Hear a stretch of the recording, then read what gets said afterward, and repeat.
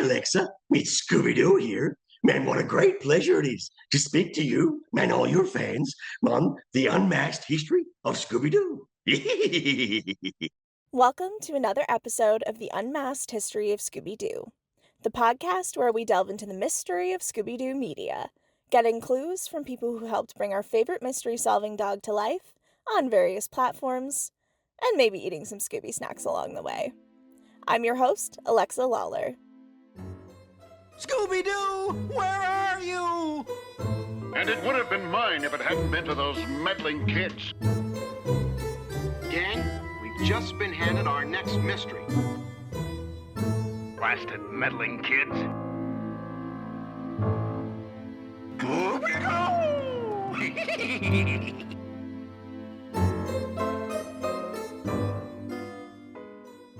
Now, I probably have said this for every interview I've ever done for the Unmasked History of Scooby-Doo, but I am so excited for this interview that you'll hear shortly. I had the chance to speak with Neil Fanning, who, if you don't immediately recognize his name, you'll surely recognize his voice. Neil voiced Scooby-Doo and many other characters on set of the 2000 Scooby-Doo live-action films, and went on to voice Scooby in the final cut of the films as we know and love them today. Without further ado, let's get right to the interview.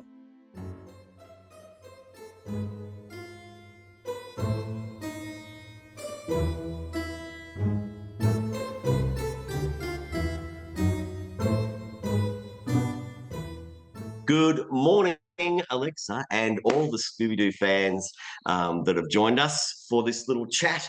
It's a rainy day here in Sydney, Australia, so evening over your way. Yeah, looking forward to having a chat and seeing if I can bring some stories, some insights, and BTS about what I've done over the years to add my small part to the amazing legacy that is Scooby-Doo for 56 years. Absolutely. Thank you so much for taking the time to chat with me today. I typically start off with 3 questions of Scooby-Doo related trivia. If you're up for it, we'll just start with that. Let's give it a crack. I know the fans know way more than I do, but anyway, go for it. Perfect. So for the first question of the trivia, what year will be the 25th anniversary of the 2002 film? 2027. Yep. And maths is not my strong point. I'm a creative. I'm not a numbers person either, but I thought I'd give you a low ball easy one to start off with. Thank you. Appreciate it. For the second trivia question, what is Scooby's full name? Scooby-Doo. I don't think he's got a middle name. Does he have a middle name? Nope, I don't. Not that I know of. Usually just I'll include the Scooby in brackets in the middle, but that's totally perfect. Scooby. Yep. Can you give me the last names of any or all members of the Scooby Gang? Shaggy Rogers, Daphne Blake, Fred Jones, and have I said Daphne? Velma Dinkley. Perfect. Yeah, incredible. Nailed it. Yeah, 3 for 3. Whew. Credibility with the fans immediately. Thank you. Totally. Yeah, you've got it covered. Everybody is totally in the clear. I want to know, what is your relationship to Scooby-Doo? Did you grow up watching? Were you a fan before you worked on the films? Absolutely. Like every kid in the world. Scooby probably is the best known, internationally best known character, up there with Homer Simpson and Mickey Mouse and Bugs Bunny and so on. But I think, yes, I was definitely a big fan of the original Scooby-Doo series. Came out in 1969. Scooby-Doo, Where Are You? I'd come home, mum and dad tell me about 7 or 8 even. I think that's when they said they sort of saw me performing, because I had a group of friends, a group of mates. There was 4 of us that we all grew up together, and we're still great mates, which is fantastic 50-something years later. And we would watch the cartoons in the afternoon, like everybody. In the ad breaks, we would get up and try and perform what we just seen, and was funny and all that. Especially the Hanna-Barbera, Warner Brothers, and Disney to a degree, but mostly those two franchises. And Scooby was obviously a break out of the box. It was very different to everything else. It was our first introduction to horror, scary, but in a really clever, family-friendly way that was very formulaic. So, it was a very clever cartoon that grabbed us immediately. And so we would get up and do the, play act, the scenes that we'd seen. And everybody, like my mates, would say, "Oh, that's really funny. You got that voice right on," even at a very early age. I really wasn't. I was pretty uninhibited as a youngster. I just wanted to make people feel good. It was fun. I mean, it was just fun. Acting's fun. Doing voices.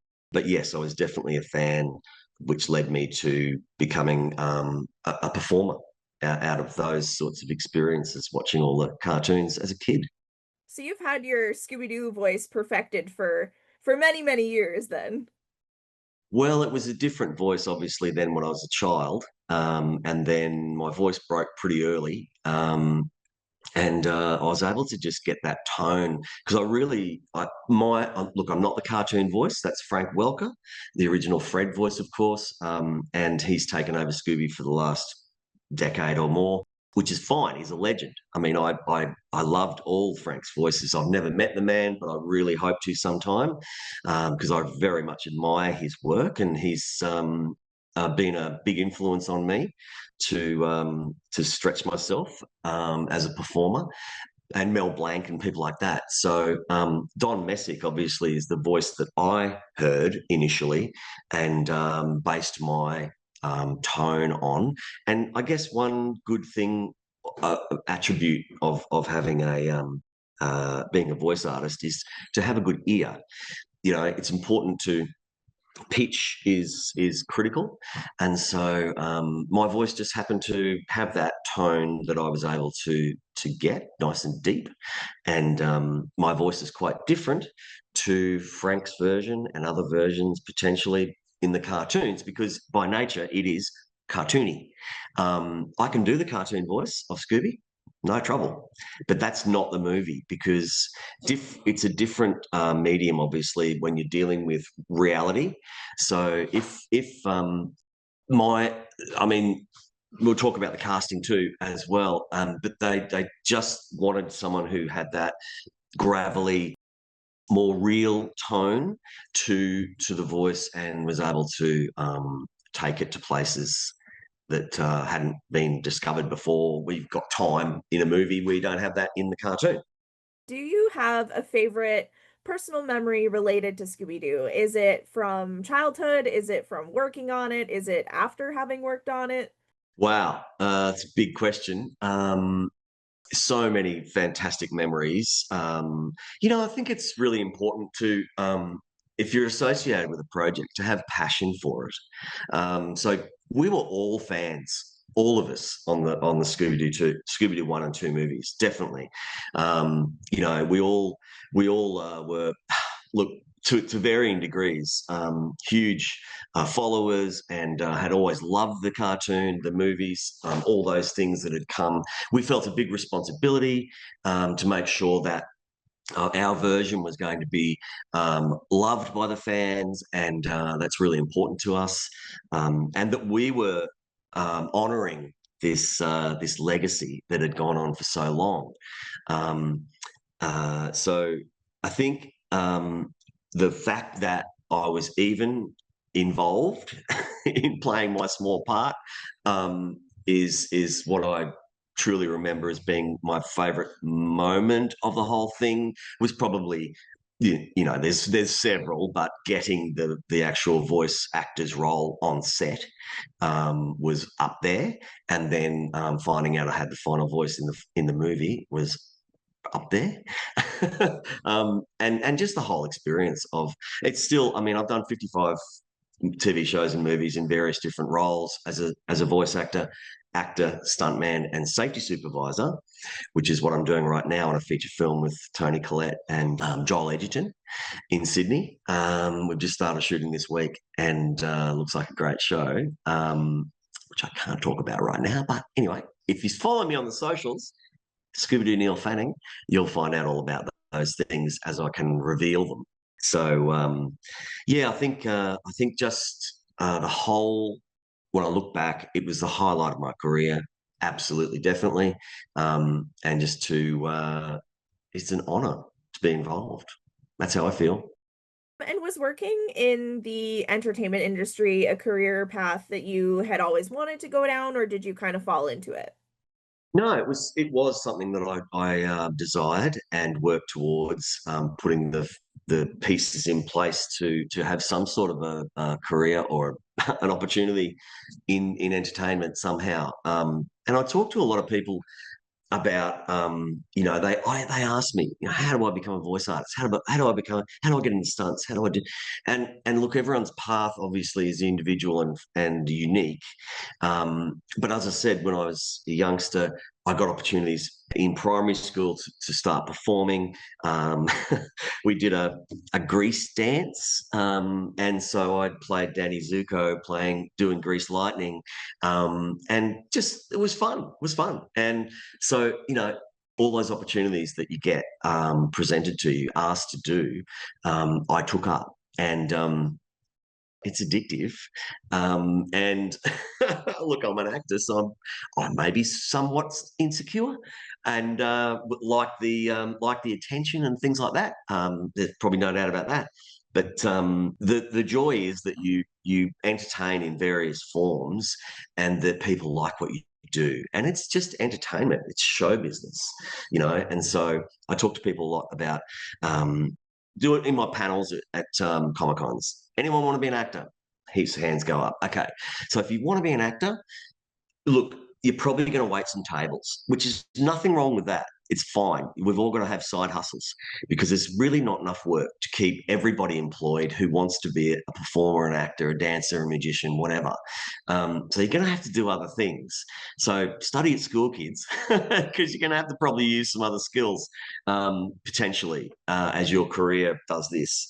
But wear a lot of hats, and that's what I've always tried to do. Is I had this credo as a young performer where if someone asked me to do something, perform somewhere, be involved in a show, an event, a festival, something, I'd ask what it was, and if it was okay, and I had my list of professional things that I needed, dressing room. I don't get changed in toilets. That's just something that, I'm an industry professional, and hopefully that's matched by the production.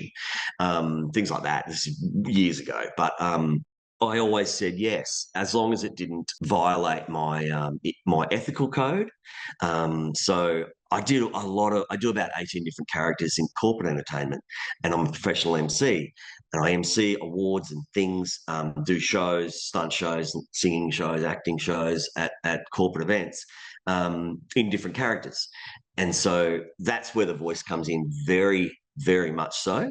And I sort of create the voices off them. So I would say wear a lot of hats, get skills. If you want to be an actor, go and ride a horse, learn how to do things. So you can put that on your resume or your CV as something that you can do. But I must preface this by saying, if you are going to put something on your resume, CV, that you are competent in doing, it better be here. It can't just be here, because, and horse riding is a great example of that. I mean, if you ask any actor if they can ride a horse for this role, they're going to say, yeah, sure, absolutely, I can ride a horse. They may be able to, but it may just be in their mind that, I did this trial ride when I was 12, and yeah, I didn't have any problems then. But, this is going to be galloping and things. So, but you're better off being honest and saying, look, I did a trial ride when I was 12, and I understand there might be some cantering and galloping perhaps in this, which is probably above my ability. but I'm happy to do some lessons and things, and they'll teach you. So, they'll pay for you to be taught how to ride competently. So you can actually put that on your CV moving forward. And that's how you're growing your skill set to be able to be more employed. That's what I mean, juggle, do everything you can to try and build your skill set to be more employable, because most of my credits and work on film has been stunts, but it's acting, it's voices, it's I do other things, like I sing. But I don't call myself a singer on my CV or anything, but I can sing pretty well. I can sing about here, but my friends who in the industry, they're here. So I'm not going to say I'm a singer because I'm not there, because you can get caught out very quickly in this industry if you say you can do something and you can't. And it's really quite career ending sometimes, because, you get to the day and you've got 100 people, it's costing $50,000 for the day, and you said you could do something and then you can't, and it's a real problem. So just bear that in mind, everyone. If you're getting into the industry, be honest and get lots of skills. Totally. So how did you first come into your stunt work? Good question. So I'd had a bit of a history of fitness as I was a youngster. I played soccer, football, as they call it in the UK, but and athletics, and I was quite unusual. I was arty, but also sporty. I was the sports house captain, and then did all the theatre stuff. Anyway, I was a joiner. I love joining everything, and keeping myself really busy. Extracurricular things was full on. So fitness is a very base level thing that you need moving into stunts. And then the big door opener for me was when Warner Brothers Movie World opened on the Gold Coast, and that's a theme park similar to Universal Studios. So back in 1991, when they opened the park, Warner Brothers wanted to compete with Universal Studios and Disney as movie worlds around the world, and theme parks that people could go to. And so they were pouring money in the park. It was very exciting. And Hollywood on the Gold Coast, my hometown, was their first foray into this new expansion of the business. And so they needed performers, presenters for all the rides and so on, all the attractions. And they had about I believe, about 5,500 people auditioned from all around Australia and New Zealand for positions at the park. It was going to be full time. It was going to be performing every day. Like, nothing had been like that in Australia, for sure. A big opportunity. And so I auditioned as an actor, and they wanted 4 guys and 4 girls to be in the acting pool, which was we would perform all the street shows and the lead roles in some of the stunt shows, because there were some acting roles and some stunt roles. And so I got one of those roles, which was amazing, one of the 4 guys. And we were doing all the street shows, robbing the Bonnie and Clyde Bank, 3 or 4 times a day. Then you do the mafia show. Then you do the film crew show in the street, where you pull people out of the audience and did a scenario and filmed that. And all those sorts of shows, and hosting, Lunch with Legends, where we had, the Elvis and Marilyn impersonator and so on. There's a lot going on there.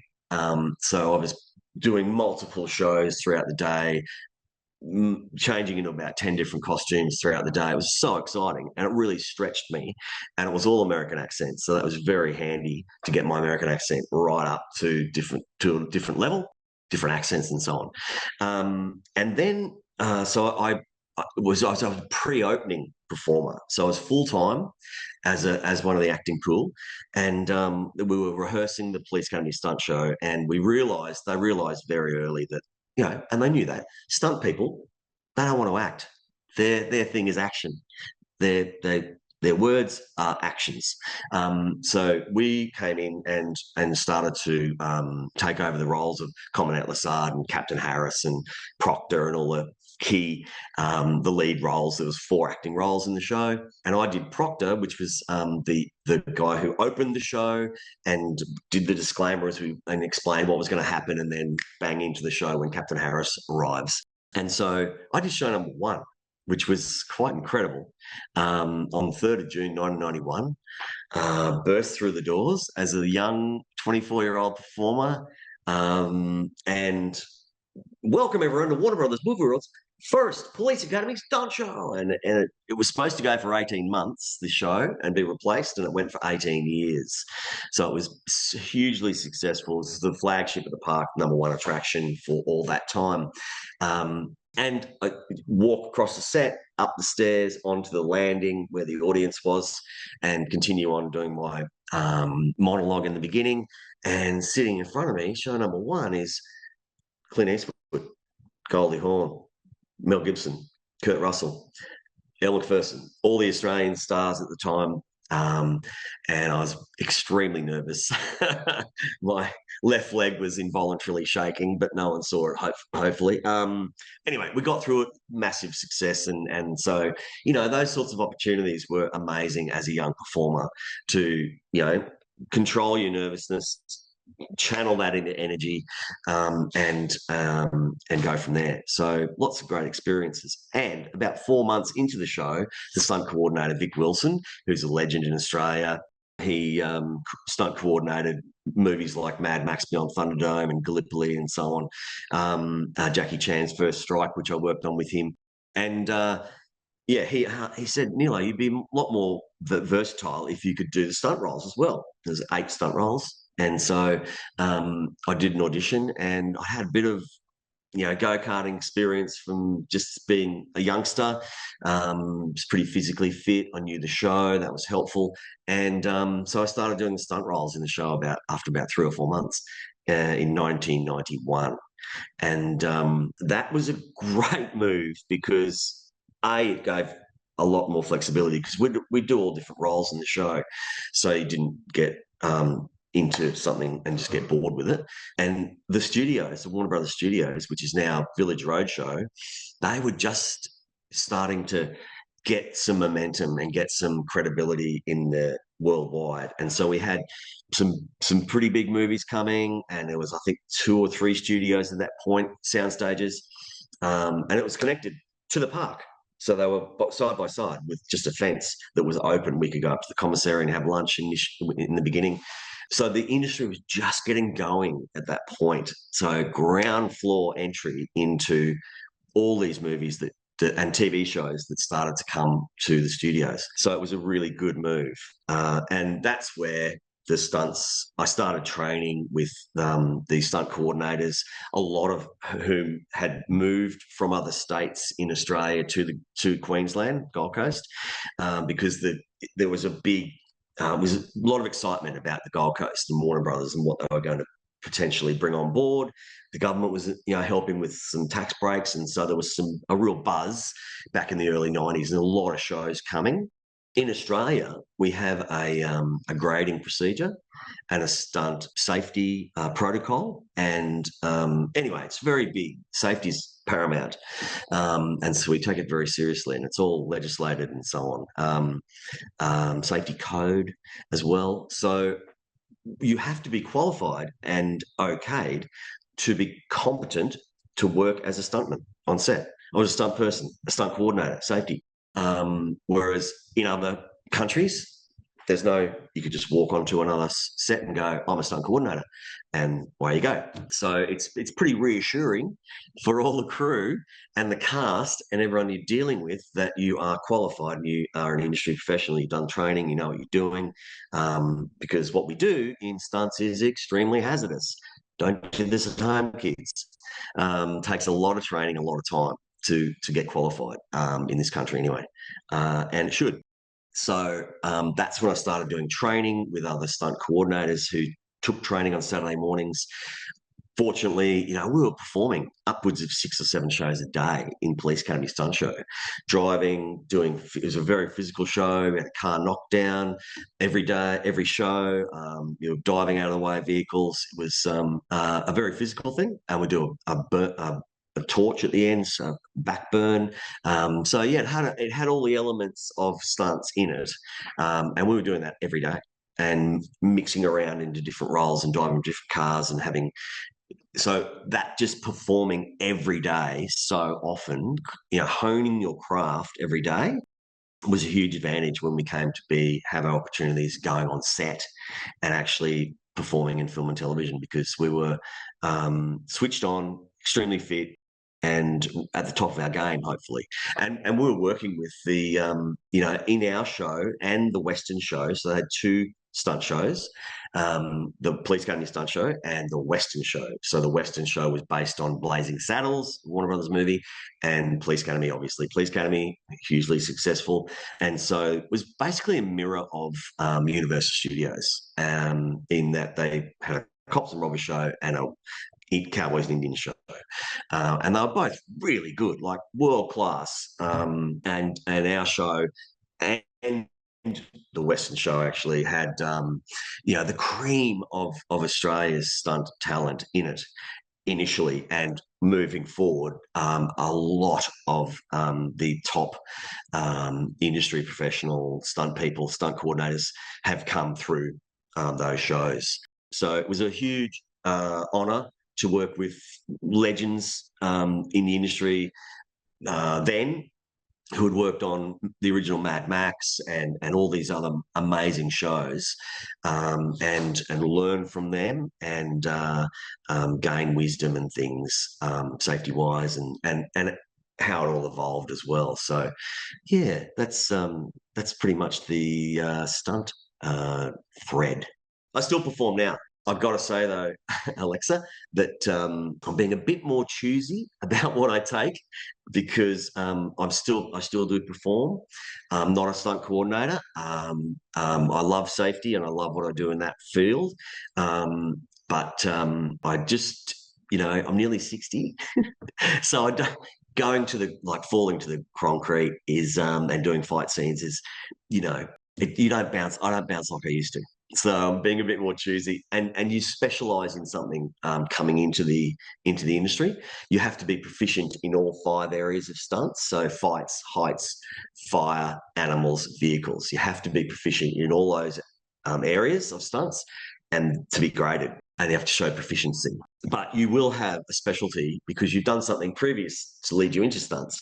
And so if you're a ex-rodeo rider and horseman, on a cattle farm, for instance, you're going to be an animal specialist, no doubt about it. But for me, I'm a driving specialist, so precision driving stunt drifter, as well as water specialist. So I'm a boat guy because I'm still water ski. Anything water is what I sort of specialise in. So, we all have our specialties that we go to, and I just worked on Elvis, was my last feature as a stuntie. I've driven on other things, but that's the big one people know. And I did some basic flight stuff, but was much more driving, which was fine for me. And that's the skills that you need to keep working. Going from that experience, how did you initially get the job on the Scooby-Doo films? So as I mentioned, I was at Police Academy Stunt Show Movie World, and one of those 4 actors, Jenny Congram, a friend of mine who's one of the girls in the 8, she got asked to be a voice director for some TV series that were being filmed in the studios. And we'd worked together for, this is 1996. So I was a voice artist for about 6 years before I got the voice of Scooby-Doo. The old overnight success.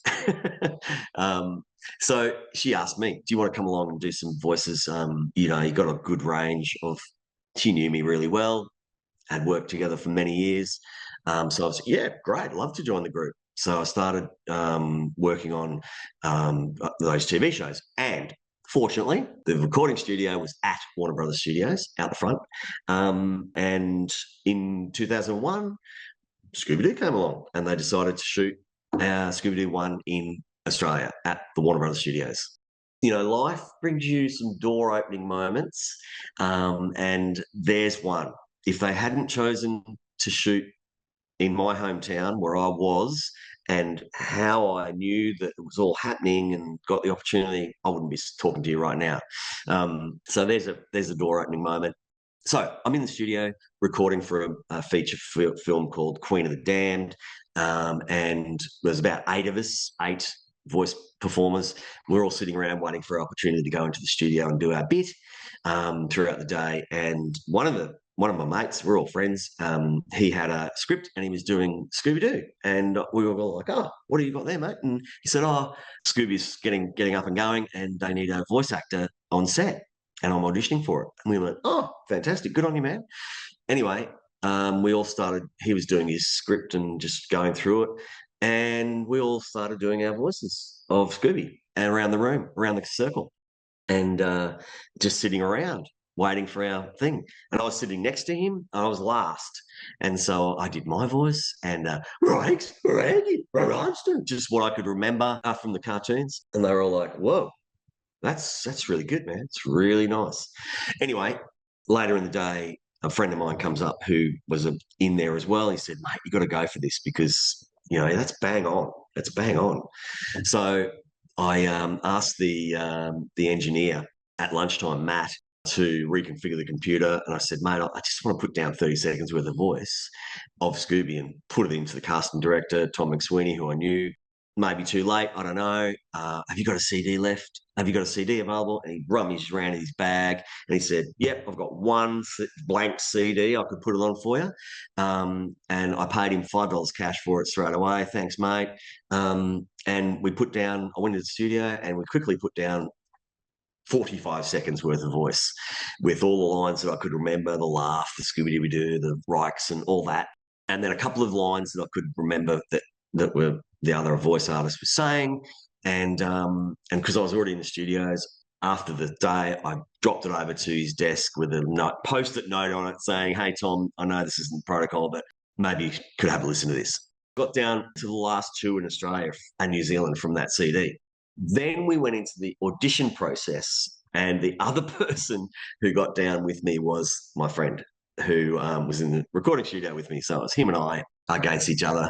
And they didn't know how to do this. This is very early CGI days. Not sure how it's all going to play with the actors and no one there. Or do we have a suit performer or whatever? It's very early. The only reference we had at that point, Alexa, was Roger Rabbit. And, that was really well done for the time as well. But anyway, so they knew they needed a voice there to help the actors, bring Scooby to the set and create eye lines and things. And so they said, okay, final audition. We're going to bring you both in. It's going to be recorded, sent back to the vice presidents in Burbank and in Warner Brothers Studios there. And we're going to ask you a series of 10 questions and you have to answer in the voice and in character. And I was like, oh, great. Yeah, no worries. Because a lot of what I'd done is interactive comedy. It's improvisation. So I was pretty good at, thinking on my feet, coming up with something, funny, hopefully, and in character and in the story and driving it forward and all those things. I've done some theatre sports and all those things. So that's where I sort of come from. And so they go, oh, okay, yep, who wants to go first? I will. That's just me. I always go first in auditions, sort of try and set the tone. And I walked into the room and there's a video camera and about 12, 15 people standing there. And it was everybody, it was the director, Raja Gosnell, producer, Richard Suckle, the writer, James Gunn. And, he's done pretty well. James, good friend still. Just amazing watching his career and all the producers and so on. Anyway, so they asked us this series of 10 questions and I had my Scooby-Doo shirt on, of course. Why wouldn't I? And so one of the questions was, if you were trying to sneak into somewhere, what costume would you wear? And I said, well, I've got really good legs, so I'd probably dress up in a dress and as an old lady and try and sneak in. Well, I'd never read the script. And they went, oh my God, not knowing that Scooby does the Grandma Scooby getting onto the plane to go to Spooky Island. Yeah. Anyway, all the questions were just, I just nailed it. It was one of the best auditions I felt that I'd done. I mean, you always feel like you know how you've gone either way. But I felt like, oh, well, if I get beaten, then I've done the best I can. And they're all clapping and cheering at the end of it. They're back slapping, and oh, it's great, you know. And of course, my mate's sitting outside. He can hear all this, and he got a bit psyched out as well. But he's a theatre performer and not so adept at improvisation. And anyway, he didn't go so well, perhaps.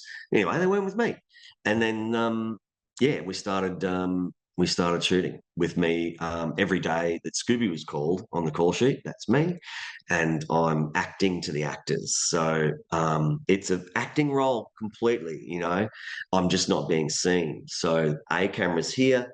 Alexa, you're Shaggy, you're acting to me, and I'm acting back to you, looking into your eyes. So how they have eye line. I'm being recorded for guide track, and making sure we get all the dialogue clean and so on. And the reason why they wanted someone who could ad lib and you know, improvise was because, you know, Matt Lillard, he would tend to go off the script, and some casts as well. No dramas. That's what acting is. It's feeling what you feel at the time, and often that stuff the performance that people give that's not scripted is often what they use because it's gold. It's fresh. It's a different angle, and so I was able to go with Matt and go off on these tangents if he felt like that was the way we should go in a take. I'd just go with him and have the right responses and keep it all going, and that was pretty helpful. But the reason why we were they actually needed a local was because they had contacted the current voice of Scooby-Doo at the time, early 2000s. I'm sure you know who that is, and asked him, look, we're going down to Australia. We're going to shoot a live action movie. Do you want to come down and for 5.5 months and act the role on set every day live and then do the final cut? And for whatever reason, I don't know, I've never met the man, but he could have had family commitments. I don't know. He said, no, I'll just do the final cut. And they went, oh, okay, well, we'll find a local. It was me. So that's when another huge door opening moment where, you know, there was an opportunity. And I've always had this through thread of thinking about these sayings. I do thoughts of the day on set as safety, as mental health advice or help. And one of them is the sweetest fruit is out on the limb. So if you're not taking risks, if you're not challenging yourself, you're probably not going to move forward, maybe, you know. And so I have always been, yeah, let's have a go at that. Let's have a go. What's the worst going to happen? And that has led to, you know, lots of opportunities coming. So that's pretty much how. And then, you know, so he said no, and then along the way, I'll just keep going, shall I? Oh, absolutely. Probably going to answer a few questions that you might have. And so I start recording everything on set live. It's all going really well. And Richard Suckle brings me to his office one day in about May, about 4 weeks in, saying, oh, we're loving what you're doing. You know, the executives hearing you on the rushes, you know, every day, the dailies that are being sent across to the States. And they're all going, oh my God, who's this Australian you've got? He's amazing. So yeah, all going well. We've got the Scrappy-Doo lines or scenes coming up. Do you do Scrappy-Doo? And I went, yeah, I do Scrappy-Doo. Put him up. I'll rock him and I'll suck him. Hurrah, Rappy, hurrah. All that. And so they went, he went, oh, great. Look, we don't need to hire anybody else, audition, all that time and process. We'll just get you to do it, if that's okay. Yeah, sure, love to, Richard. That'd be great. Another door opener. But I said, I had this flash and I said, you know, the sweetest fruit. Why not? I said to him, yeah, love to, Richard. No worries. Look, I just want to. He said, oh, we'll contact your agent and renegotiate your contract and, you know, add this to it. And I went, yeah, but just on that, I'll put something to you. Don't want to be renegotiating my contract or anything. I don't want any more remuneration for this extra role I'm going to do on the show. However, what I would like is to be considered for the final voice in the end. Because I think everything's going well. You know, I just thought, Why not? I've got nothing to lose. Throw your hat in the ring, see what happens. It might be an opportunity to get something else if I don't get Scooby, some other role in the final film, which I would have loved to have done, obviously. And so he went, righto, yeah. Never had anyone knock back money before, but he knew what I was doing. You got to take risks, back yourself, all those things. So he said, yep, okay, no worries. Understood. So it was a handshake. No worries. Just, I trust you. And because he's a great guy, Richard Suckle, and we're getting on very well, very good friends, and so on. Still are today. And anyway, keep going on, do all the scrappy. And then there was some ghosts that needed voicing. There was some ghouls. There was some other things. I voice read everything on the show, everything for no extra. And then there was days where the schedule was that certain actors weren't on set for particular scenes. So I would voice Velma and Rowan Atkinson, and all the characters. And there's scenes of that on my YouTube channel. If anyone's interested in seeing it behind the scenes, I've just put it up recently. So all new stuff, BTS. So it all went very well. Anyway, come to the end of the show, Alexa, and he goes, okay, it's all gone really well, loving it. Everyone's very excited. However, we do have a bit of a quandary in that we did ask this other gentleman to do the voice of Scooby. So what we're going to do is we're going to fly him out from LA to the Gold Coast, and before we all leave, we're going to give you the opportunity to put your version of the film down in with writer, producer, director, the whole lot, and then over a weekend, and then the next weekend, this gentleman can do his version of the film, writer, producer, director, same level playing field, and then we'll choose. Great. Okay.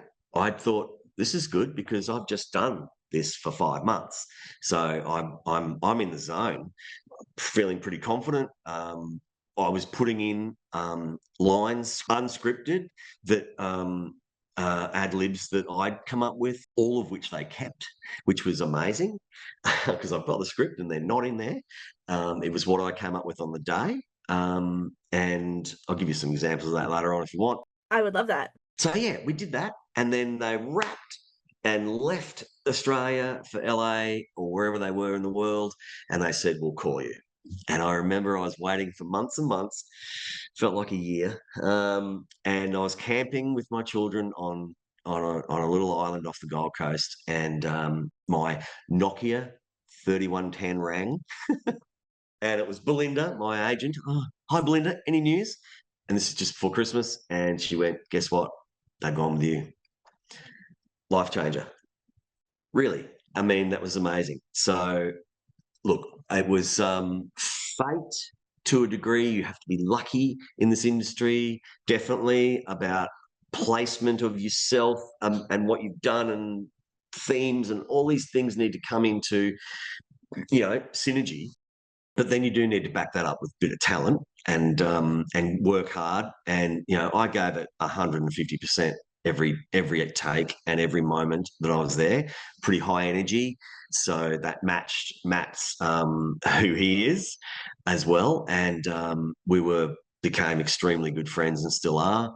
Just spoke to him on Zoom for about an hour last 3 weeks ago, and I've got some news about him and I getting together. There's a teaser, and I'll give you that information, Alexa, at the end of this podcast. So I would love that. keep listening, folks. We're reuniting, folks. It's exciting. And I've got some Netflix news as well. I'm sure you're going to ask me about that Netflix TV series. But anyway, I've sort of covered a bit of ground there in the story of how it all came to be. Totally. I just wanted to clarify a timeline question. What was the space of time between booking, being on set for Scooby, and when you started shooting? Not long. I think we started shooting in April 2001, and I think that last audition was only a few weeks before, because I remember going in for the table read and meeting everyone for the first time, Sarah, Freddie, Linda, Matt, and all the executives and everybody. It was like 20 people at this table read, and they'd admitted to send me the script. So I kept asking, and I don't know why, but anyway, it just didn't get there. So I roll up.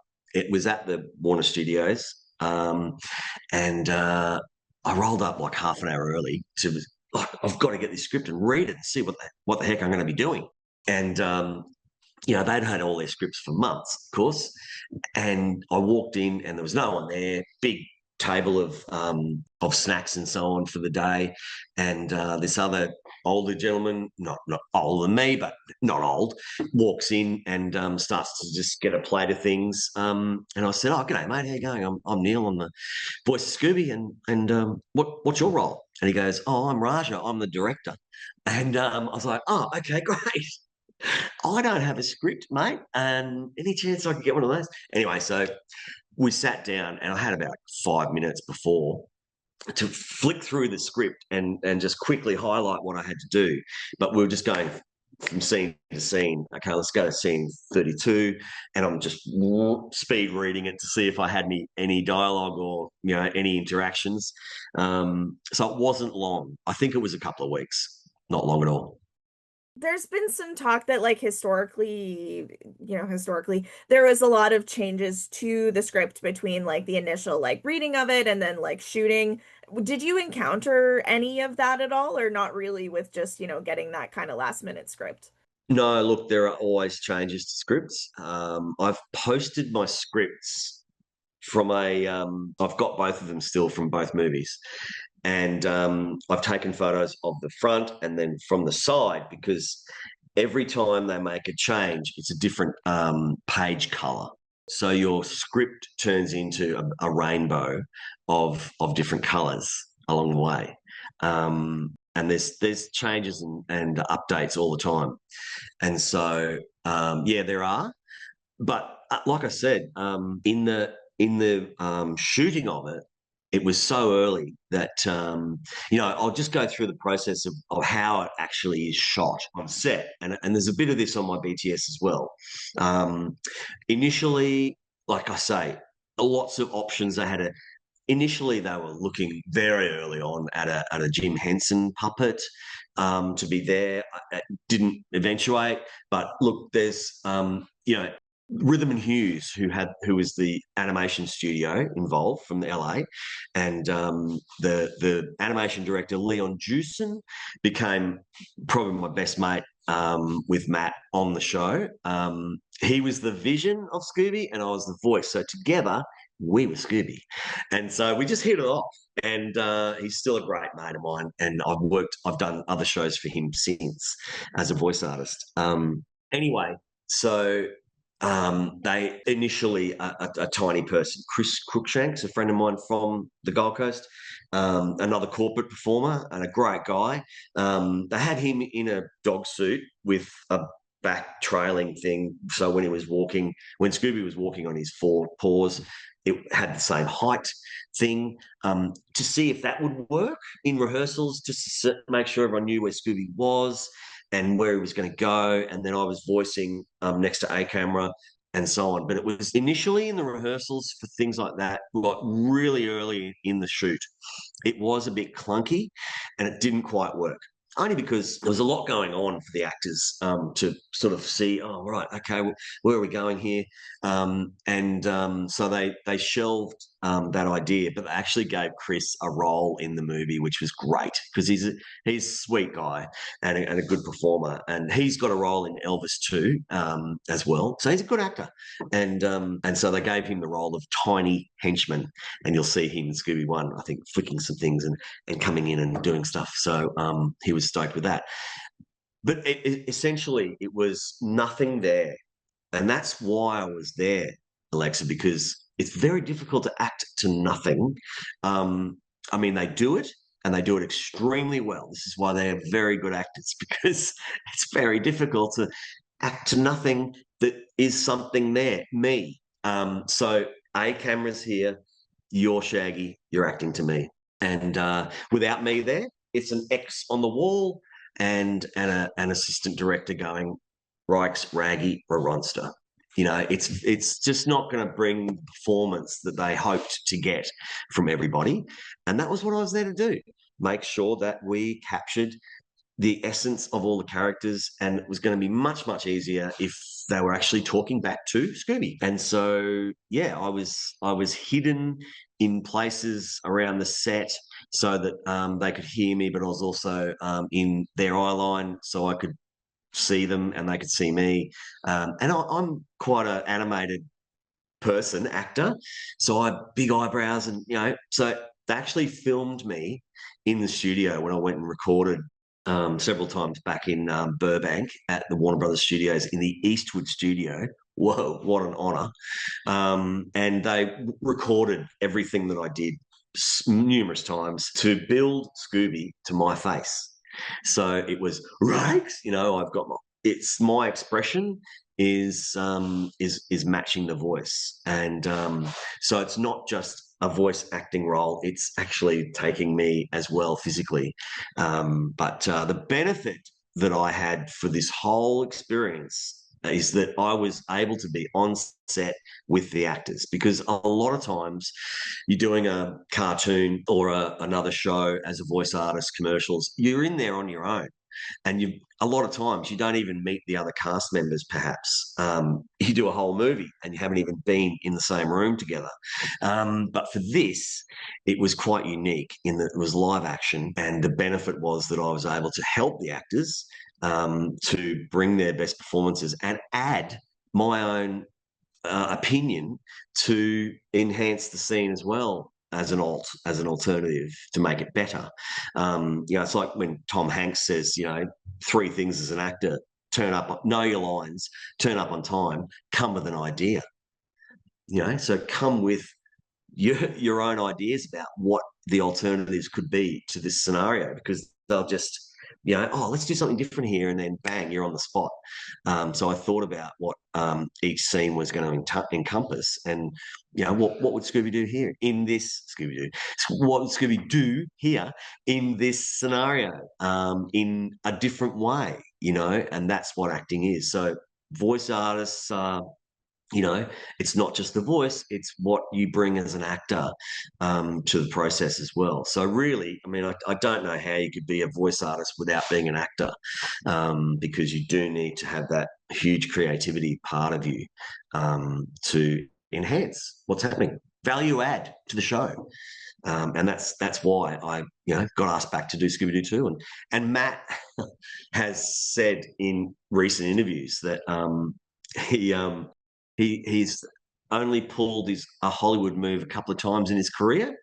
And on Scooby-Doo 2, he pulled a Hollywood move and said, I'm not doing Scooby-Doo 2 unless Neil Fanning is with me. So I was just like blown away when I heard that, and ever thankful to him. I was going to, they were talking to me anyway, but he just said, no, he's just helped me so much. And we rehearse a lot together leading into the rehearsals, and trusted each other, became very good friends. And, our families got together and stuff. So, yeah, it was nice. I have two follow-up questions based on that answer. So the first one is on the eyeline front. Were you positioned differently, whether Scooby was standing on two legs or whether he was on all fours? Yep, I was. So when I was standing normally, when he was on, it would depend where the camera was. So most times I might be just on a knee when he was just standing on all fours. But when he was on his back legs, they put me on an apple box, because Great Danes are, they're big animals. So you get him. He was almost eye to eye with Matt, and I think Matt's 6'3". So was pretty much there for him. And then the second follow-up, of course, is about Matt, obviously. So did you two hit it off like pretty immediately, or did it take a little bit of filming to really develop that bond as Scooby and Shaggy? No, immediately. We were, I think, like-minded people in the fact that, I'll just talk about him, because as a person, he's just kind, humble, joyful, positive. I mean, all these attributes that I hope that I have too. And we just sort of knitted together. And, uh, obviously the relationship that we were going to have, we were in almost every scene together. And then we did that for 2 movies, and then we travelled together to the UK to promote the DVD release of Scooby-Doo 2, and did 76 interviews together. So, and premieres and all that stuff. And I met his wife, and I went to their home and all those things. And, we hit it off straight away. And he says that, yeah, I was a godsend to him in the shows. His words, not mine. I just love the guy. He was fantastic to work with. Super creative and funny, and a prankster, and all those things that you think Matt Lillard's going to be. He is. He is. He's a really cool guy, and I'm so pleased with the resurgence of his career, more in acting now. I mean, everyone's career is like this, but I'm super excited to see what he's going to bring out next. He's constantly working now. He's probably working now more than ever, and he should be, because he is super talented. Absolutely. He deserves it for sure. Yeah. How do your strengths in improvisation help with switching between characters from scene to scene, whether you're Scooby to Scrappy or any of the other many voices that you were reading on set? Yeah, it's critical. It's critical. You just got to be, and I say this, I've got a couple of videos on my YouTube channel that I've just put up recently again, never seen before. Jump on, folks. Scooby-Doo Neil Fanning on YouTube. You'll love it, I hope.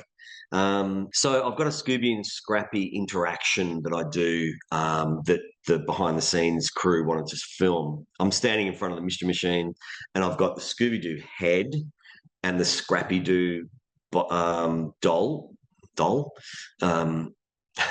amazing figure, life size, and they're talking amongst each other, back and forth, and I'm doing both voices. So they're the skills that getting the pitch right in each one is the critical point, because once you start, it's very difficult to get the pitch back. And Matt will attest to this, doing Shaggy. The pitch is very difficult to get first up, and once you've got that, you're away. But it's lots of practice. I mean, we're like any profession. We need to be learning, practicing, keeping up with our professional development, and all those things. So yeah, I find it. I do a lot of voices. I do Muppets. I do a lot of Looney Tunes characters, and so on, which is all online too. On my YouTube channel, again, it's got a interview that Matt did with me for behind the scenes on Tangalooma Island, on Spooky Island, while we were shooting, and I do a couple of voices there. It's yeah, I've got to be reminded sometimes, because there's so many that you do, hundreds, of what it really is and what their catchphrase is. It's hard to remember everything, and I get reminded of even the script from Scooby-Doo 1 and 2 at Comic Cons. Oh, yeah, would you like me to? Have you got a favourite saying? Would you like me to, write on here? What would you like me to say? And they come up with these lines, and are like, really? Which movie is that out of? Because there's so many iconic lines, and gunnisms. We called them gunnisms on while we were shooting, because it's James Gunn's. He's extraordinary. What he did with those scripts, and he even talks about those movies being his breakout landmark, things that he looks back on as a launch pad for his career, and he's ever thankful for that opportunity as well. I mean, that's what it is. You get opportunities, and you want to make the most of that opportunity, and do the best you can. And that was all the passion that everyone had for the movies. We weren't just doing it for a paycheck. It was all of us as a whole, as a group, of industry professionals, cast and crew, were passionate about making this the best it could be. And we were so pleased when it actually came out to be this long-standing, iconic movie that still stands up today. They both stand up, and people watch them constantly still, and it's multi-generational now. So it's sort of the best scenario, and it's talked about one of the best cast films ever. That's what I'm seeing. I see a lot of, and I get a lot of at Comic Cons too. Hard to disagree. And on that front, was there ever any interest on your end or discussion about whether you would voice Scrappy as well, or was it only ever going to be Scooby in the final cut of the film? In the final cut, yeah, there was. However, they just felt like, this other performer, they did want to, give him an opportunity, and that's fine. Like, I didn't do Brainiac either in Scooby-Doo 2. Someone else did that. And so, I think they just spread it around a bit. For whatever reason, it's fine. I voiced everything. I voiced Brainiac while we were shooting. I voiced everything. So, I was happy to get the lead role. But there was talk about it, and they liked my version of it all. But just went in another direction. Speaking of great and also iconic lines from the film, what do you remember that you had ad-libbed with Matt, or just ad-libbed in general? Well, one example from each movie. I'll give you one example. So from the first movie, when all hell's breaking loose, when the monsters come into the foyer, and Fred's talking about there are absolutely no monsters. They all come through, and mayhem ensues. There's people running everywhere, and Scooby has put a suitcase over himself, and he's tiptoeing, and James, I think, came to me, or Raja, one of the two, and said, "Yeah, look." And Scooby's they were pulling something, on a wheel, and it was a suitcase going across, and they just said, "What would Scooby say? Just we'll record it. We'll see what happens." And I was so scared. Obviously, the character. What would Scooby say? He'd just be that childlike character that when you think you are being seen, but you don't want to be seen. So he's going, "Right, my suitcase, right, my suitcase." Just don't see me, don't see me. He's talking himself into being a suitcase. They kept it. And so that was lovely. And then I was lots of examples of things like that. But in the second movie, Scooby-Doo 2, when Matt and I are walking into the bar to do our dance sequence, and Matt's in the green outfit, and that was the only opportunity where there was in each movie there was one opportunity where there was a performer in a suit. So that Scooby was a dancer. Again, I show how that's done on my YouTube channel. So James came and said, "Oh, look, you guys are going to walk in and, shizzle, brizzle, all that stuff that Matt does, that he'd come up with." Super funny. And, he'd worked all that out. This is not ad-libbing from him to a degree. Like, he knew what he was going to do and what looked funny. Great physical performer too. And James just said to me, "Just ad-lib something on your way in as to what you think you would do with this big fro, and the green suit, So I immediately, "Hello, baby, groovy," and all those words that I said, that's all ad-libbed on the day. And they kept all that. So there's lots of different moments in both movies that were, they're not major, but they're adding something to it. And they're very Scooby, I think. And that's the creative part that I'm pretty proud of, being able to enhance and value add to the show and bring something to it. And for the final cut of the film, did you need to go into the studio to re-record everything, or was there things from set that they, like dialogue lines that they had kept from the shoot day? Um, well, I re-recorded that movie so many times.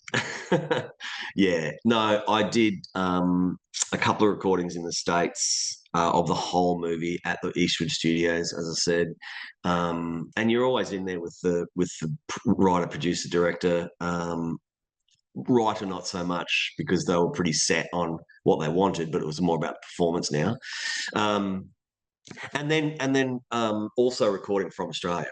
The technology was there even then to be able to record directly, have a link to the studios at Warner Brothers, and I was in the studios where I recorded, all my TV shows and movies as a voice artist, back with the same team that I was working with at DSV Studios. And so both, and I did it multiple times, a lot, because they just want different alternatives. And as the animation also started to become available for me to see, because this is the other thing that voice artists need is there's nothing there. That we do the actors parts with them being filmed, then they turn around and they're looking at Scooby, and what happens then is there's the visual effects team come in with a Scooby on a head, which is, I'm sure you've seen, and in the other hand they have a stick with a bowling ball that's chrome silver. And why they're doing that is they're going to walk. It's called a clean plate in the industry, and it means that this is the footage that the visual effects team are going to use to build Scooby into the scene, and they need to mirror the lighting of everybody so that they can match the lighting from all the other characters and the set and everything onto Scooby when they make him. I don't know how this works. It's all way above my pay grade, but it's incredible. So Rhythm and Hughes, I mean, Leon Jewson, all the team, Betsy, amazing. Look, anyway, so they walk through this bowling ball size thing and the Scooby head, and they walk through wherever, walk through wherever Scooby went. He's up, he's down, he's there, all that. And then cut, got it, yep, moving on. And so that process takes a long time. I think we were like 9 months in post-production because it was so time-consuming. Like they had 100 guys, 100 animators working on computers in this Warner Brothers building. I went and visited them, which was so funny because they'd seen me, how I was being filmed. They'd seen me in the bottom left-hand of their screen for months and months and months, me doing the voice and trying to build Scooby. They were building like it'd take them, if they got 3 seconds worth of Scooby in a day, they were pumped. This is how labor intensive it was back then, 22 years ago, 3 years ago. And there was about 100 of them doing all the effects and 50 of them doing Scooby. Anyway, amazing numbers. And Leon took me to he said, "Oh, do you want to meet the animators?" I went, "Yeah, love to. That'd be great." And so we went up to this, I think it was the 5th floor of this building at the lot, and it was this massive room, level of all these really interesting looking office spaces, and they were able to do whatever they wanted with it. So one guy had a Polynesian theme, another guy had a whatever, and in the middle of it there was this kitchen area where you could get coffee and things, and so I walked into this middle, and it was so quiet. Everyone had headphones on and stuff, and he said, "Just do the voice, see what happens." And I went, "Yeah, right. Well, it's great to be here." And did the laugh, and all these heads popped up, people coming out of rooms. "What's going on? Oh my God, what?" And so they all rushed in, and it was really, really beautiful to meet all the guys and girls who were so again passion to build this character and see the vision that everyone had coming to fruition. and it was a really cool meeting. I'll never forget that. It was lovely to thank them for everything that they'd done to bring my voice to life, and it was good for them to meet me after seeing me in the bottom screen for so long. And speaking of that Scooby head, I've seen it in some of your convention setups. Do you have one? Yeah, I do. Is it the one from the film? Yeah, it is. Yeah, that's the one. It's actually in being fixed at the moment because it's been knocked over at a few conventions, unfortunately. So I'm lovingly just. I mean, I don't want to make it new because that's the beauty of it. It's got the film things of scuffs and things, but again, Matthew Lillard as a thank you to me. After we wrapped filming on Scooby-Doo 2 in Vancouver, he contacted Warner Brothers and asked them if they would be happy to give me the Scooby-Doo head as a thank you for everything that I'd done for the show, and I got presented that at his place at an event, which was so nice. I mean, this is Matthew Lillard. I mean, just does things like that, and it's probably, well, definitely the most treasured Scooby-Doo relic that I have, piece of memorabilia that I have. And I do intend to take it around to Comic-Cons. I just have to be very, very careful about transporting it now and looking after it. Absolutely. Oh my gosh. It's it's I don't know what couldn't put a price on it, but anyway, yes, it's really heavy. It's not a modern material. Obviously, it's fiberglass. It's freaking heavy. So yeah, but it's good to demonstrate that at conventions, Comic Cons, because there's nothing like seeing it, and it's life size, and it's handmade, obviously, by the extremely talented art department. Do you have anything else from the movie in terms of like scripts or crew lanyards or anything like that? Yeah, yep, all of it.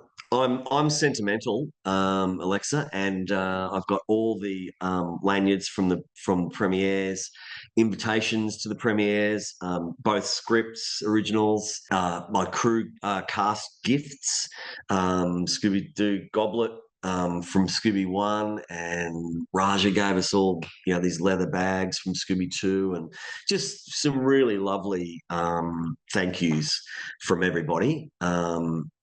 And well, I mean, the sentimentality goes a bit further because I remember when I did my first movie in 1992.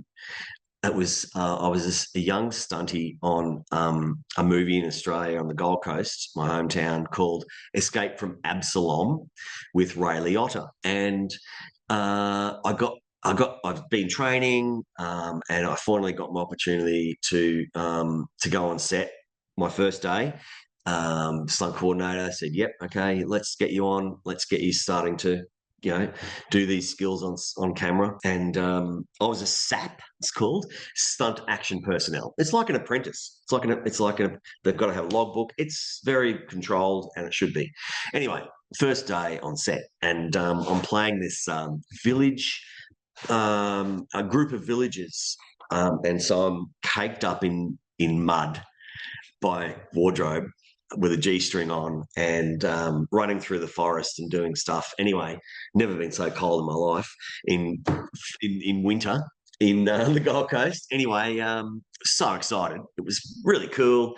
You get on the set and it's like, oh my God, I'm here. I've done some little things, but that was a pretty big movie at the time. And, I've been on as an actor, of course, but, different when you're a stunty, different department and stuff.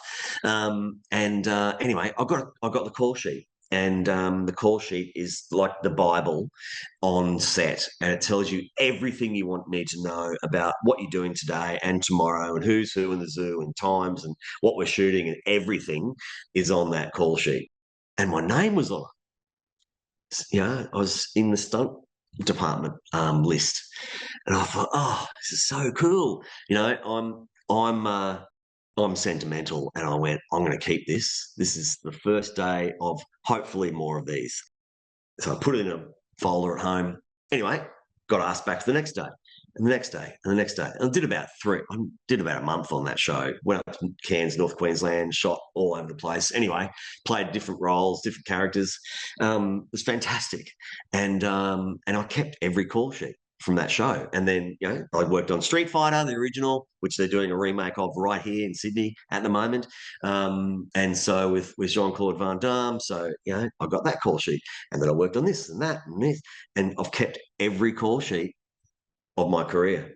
Every single day I've worked on set, even as a safety, I keep the call sheet. Because, look, it's a bit OCD. Yeah, I don't collect anything else.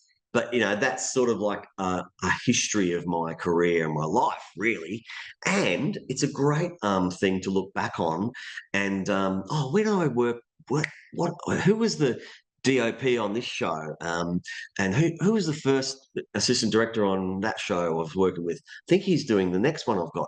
Anyway, it's a good reference tool, because it tells you about where we were. Oh, that's right. We travelled up to Mission Beach. Anyway, yeah. So I've got all those, and I've got every one of the call sheets from Scooby-Doo, every one that I was called, and all the sides. So sides are what we're actually shooting that day on A3, and you can refer to them. So a lot of times you'll see me in the videos I've got on my YouTube channel and so on. When behind the scenes, I'm reading off sides to make sure that any changes that have been put in, I've written down, and I don't trip over any other dialogue, so that they get everyone's dialogue clean, because everyone's being recorded on separate tracks.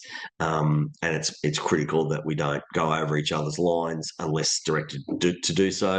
It's part of the scene. So yeah, I've got all those sides. I've got a lot of articles and interviews and things, but because it's a highlight of my career, and I want to look back and go, yeah, this stuff was, it was a big deal. It was the biggest at the time in 2002.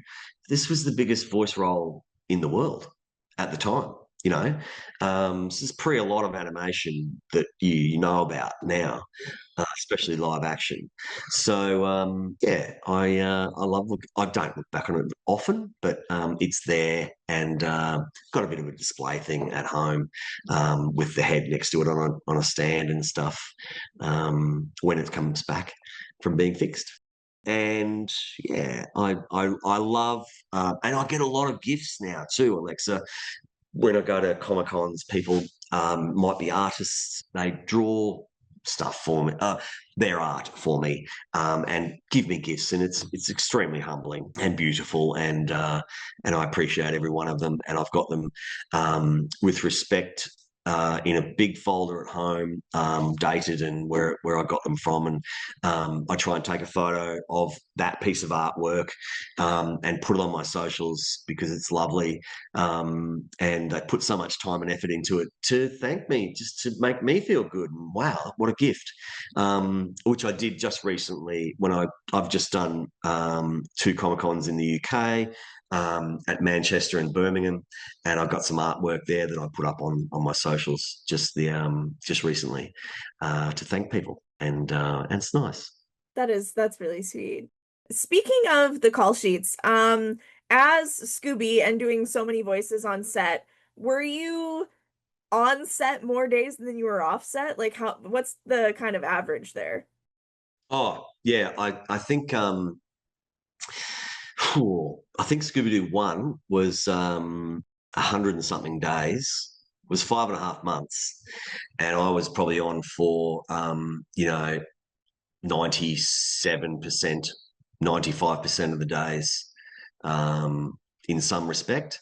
So it might not have been just me as Scooby. I would have been on as Scrappy, as the ghosts, as the ghouls, as the other people that weren't there on set. So when we were on Tangalooma Island, I was called every day, because sometimes they weren't. We were there for about nearly 3 weeks shooting all the Spooky Island outdoor scenes, exteriors, and yeah, they had me on every day because they didn't know, Sugar Ray was there doing their, band stuff when they walked through, and I was called just in case. Why not? I'm there. Have me standing by just in case something happens and they want, this line or that me to do this, or because I was happy to help. I love the industry. I'm happy to be involved in any way, shape, or form. And what a gift just to be involved in this industry is. It's difficult. And as I was mentioning to you earlier, I've been in the game a long time, 34 years or something, and I want to mentor people. And I help people to cast and crew to enter the industry, give them advice on do's and don'ts, perhaps. How to just accelerate their careers, and that's pretty fulfilling. Because, as I mentioned, when I worked on set on Escape from Epsilon, I didn't know who was who. Where do I go? What do I do? What's as a stunty? What's the protocol? And these things, no one really. There's no guidebook. Well, there is, but I mean, nothing like being there. So if I can help anybody, I'm happy to do that. Give back to the industry. And so at the time, the movies were, a pretty big deal, and they were promoted quite heavily. So roughly how many commercials and other promotional projects did you voice Scooby for these two movies? Lots. Heinz baked beans, Lunchables. I can't remember them all, honestly. And other opportunities came too. Like I co-hosted. What do they call it? Spookapul. With Rick Dees. I co-hosted. What's the big music festival that you guys do? I just can't remember it. Anyway, it was live in the States, and they had me on the phone from Australia. I did that quite a lot. All the press for it as well. They did the press junket of Scooby-Doo 1 in Greece, in the Greek islands. And at that time, they sort of didn't want my face to be sort of associated with the character because there was enough changes anyway. And they just wanted the character to sort of speak for itself, if you like. And so I did interviews with the whole one. I did an interview and of course the time change was about 2:30 in the morning. I had to get up and warm up and try and keep my young children not waking up, and do a live phone interview with Richard Suckle and James Gunn, who were the moderators for this press piece that they were doing with 100 press in the room.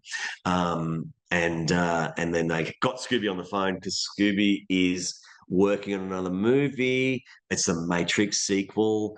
This is the story they came up with, and another Warner show. Anyway, so they threw to me, and I had to answer these questions of the press live on the phone, and be funny and understood, and keep it all on track. And there's a time delay, and you can't hear yourself, and it was pretty challenging. But that's where the interactive comedy and the improvisation, that's where it comes in very, very handy. Because look, I can talk, there's no doubt about that, but it's being funny and being understood. So sometimes I needed to de-scoobify some parts of the sentence because, some of them are lengthy answers. And if you scoobify it all, you just can't be understood. It's too much to take in. So there were some challenges there, but I mean, that's what it's all about. It's stretching yourself, and that's how you become a better performer. And what were the biggest reasons of, kind of hiding your identity a little bit behind Scooby? And then also what happened in the last couple of years to really bring kind of a resurgence of yourself and, Comic-Con appearances and all those things like that? Great question. it was a sense of Warner Brothers marketing, and look, there's so many people involved in that space. They just felt like they wanted to just have me as the voice all the time, not reveal who I am.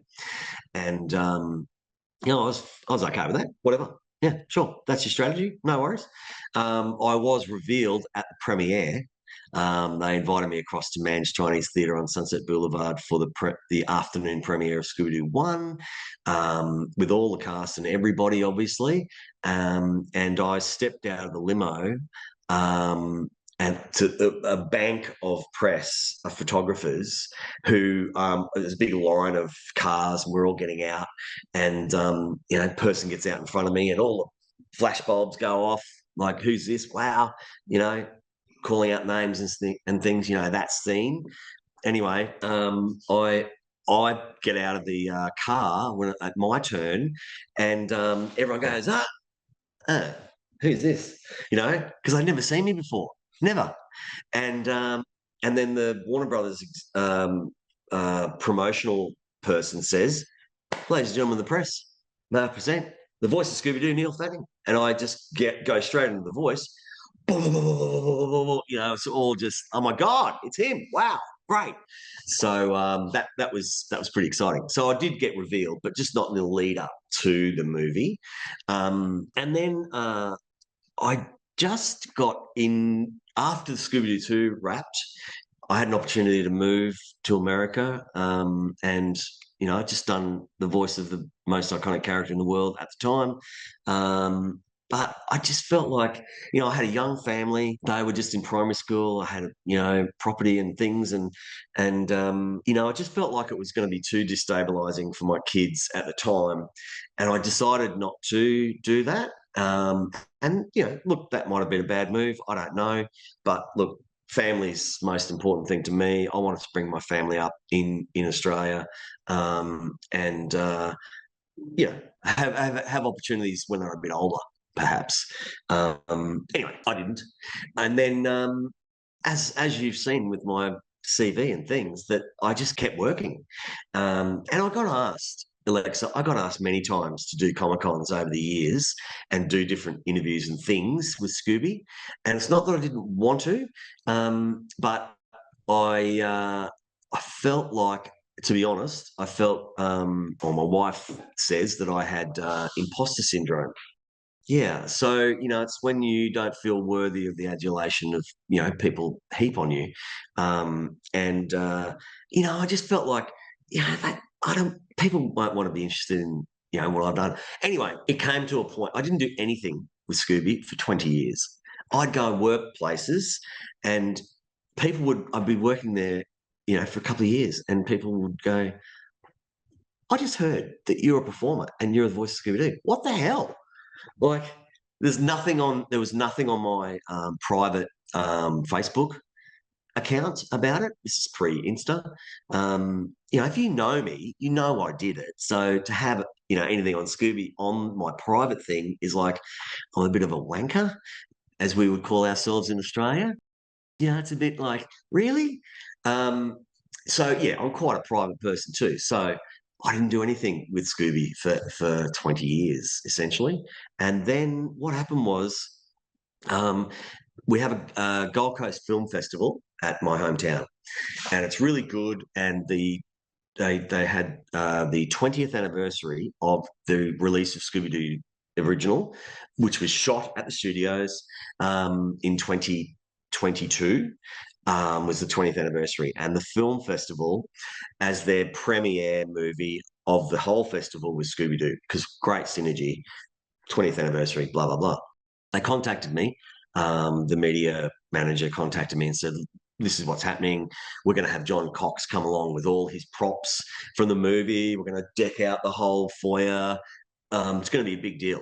And we're getting as many people as we can from the filming cast and crew. We'd love to have you involved. And we're going to show the movie, multiple times.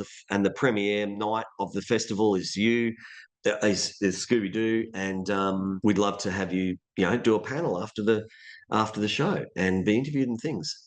People love it." And I went, "Yeah, okay, all right, this sounds good because that's my hometown. It seemed like some nice synergy about, yeah, okay, I'll come and talk about it. And I went to this is during COVID time, of course, and I went to a music festival a couple of weeks before it, and I got COVID, so I couldn't attend, but I did it via phone, and it's online, and it turned out pretty well. No one left. It was pretty interesting. Blah blah blah. Anyway, afterwards, the media manager rang me up and thanked me and said it was fantastic. You just kept everyone, riveted because you've done so much. Anyway, you really should be doing Comic Cons because the Scooby fans would love you. They don't even know who you are. Where have you been? And I said, okay, look, it was fun. I did enjoy it. And I got the sense from the questions and the comments that I was getting from that interview of a bit of an understanding about what it meant, what the movies mean to people and what the character means to people. It's their safe space. It's their, this legacy that it has created, multi-generational now. And I said to PJ, I said, yeah, okay. Do you have any contacts in Comic-Con world? And she said, yeah, I know the creator and CEO of Supernova in Australia, which is the biggest Comic-Con company in Australia. They do all 6 cities, blah, blah, blah. So I emailed him, Daniel, and he, within 30 seconds, he was on the phone to me after receiving my email of an expression of interest with the CV attached. He went, where have you been? What is going on? And I just said I'd been busy, but would you like to have me? Yeah, absolutely. So that started my journey into Comic-Con land. And then, I did Brisbane, which was another nice thing because that's where I was born, my hometown. My first Comic-Con as Scooby-Doo was in my hometown. It was a huge event, and I got absolutely smashed. The line was out the door. I started signing early. I was the first to start signing and taking photos and meeting people, and I was the last to leave.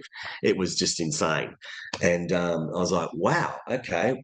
I mean, we both didn't know how it would go, but clearly there's a lot of interest and what I've gleaned now from doing so many Comic Cons and being asked now to do Comic Cons around the world is that there's so much passion out there for this character and the legacy, and it really means a lot to people, and it means a lot to me to make people happy.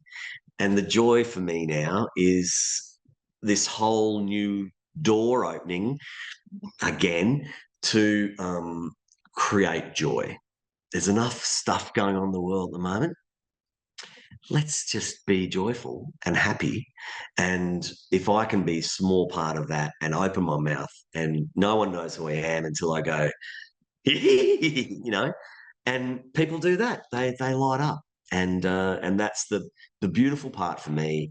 There's a lot of people who come along with varying degrees of physical and mental health issues, and I have an understanding of that in my family. So I get them somehow, and that's a beautiful thing too. Is just to make people feel good, walk away. I feel a huge responsibility to ensure that everybody I interact with at shows, or anybody really, walks away thinking that this exceeded my expectations. That was fantastic. I try and give everyone the time that they need, and not rush people.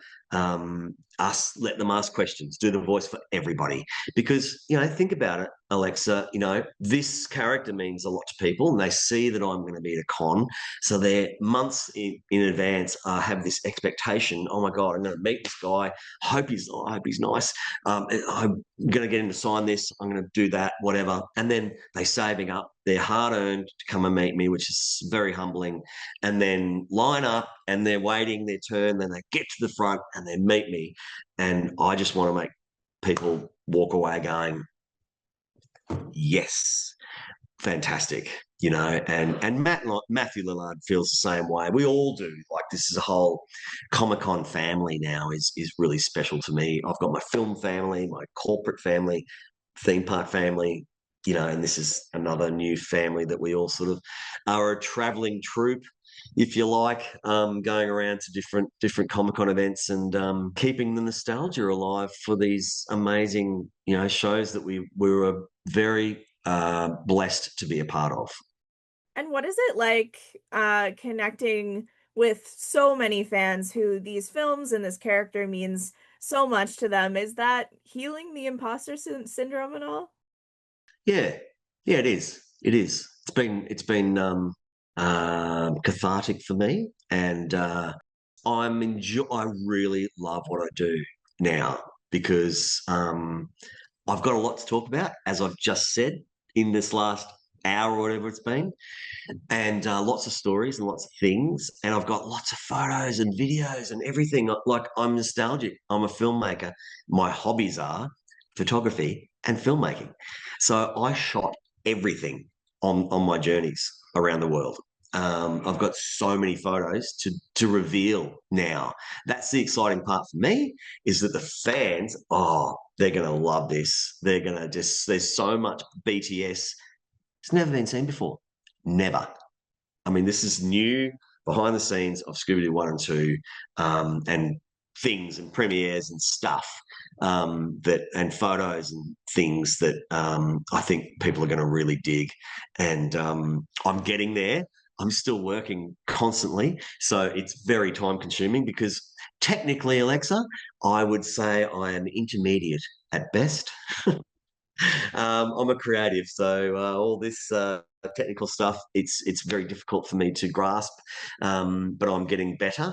And you know, it's me doing all my videos and everything on socials, because they're always bad and they're always sort of cutting heads off, and I haven't got the music right. And anyway, it's all a bit of a learning curve, because I didn't have any social media presence until 2.5 years ago about Scooby, and now I've been asked, you know, to do cameo, and I've been asked to do all these things now that I'm out of the kennel. Of course. One thing that I really want to talk about is that kind of full circle-ish moment of being able to voice Scooby for the ride at Warner Brothers Movie World, and then kind of having your voice be a main fixture in the park that started your whole career. Yes, absolutely. Wow, it was amazing. They talked about like, Scooby-Doo's got so big an IP, and they had the gang there forever before Scooby-Doo movies came out.